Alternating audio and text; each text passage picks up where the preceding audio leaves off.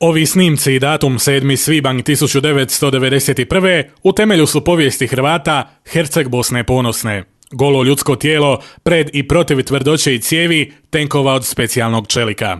Običan čovjek sruši desetljećima stvaran lažni mit o njezinoj snazi. Uruši se sve sivo maslinasto poput kule od karata. I to započe evo ovdje, nakon Mostara, u malom hercegovačkom mjestu Polog. Tisuće ljudi zajedno sa svojim očevima, ali i djecom, sa svojim duhovnim vođama, ali i onim mjesnim, od naroda izabranim političarima, budući je vlast u Sarajevu drijemala i gledala kako između kapi proći nepokisnuti, a dobiti državu, zaustaviše teške gusjenice još većih čeličnih grdosija. I tako puna 3 dana i noći. Mit je ovdje srušen. Dalmaciji Hrvatskoj pokrivena i sačuvana leđa, dobilo se na vremenu konačno shvatilo da se bez žrtve neovisnost neće također ostvariti.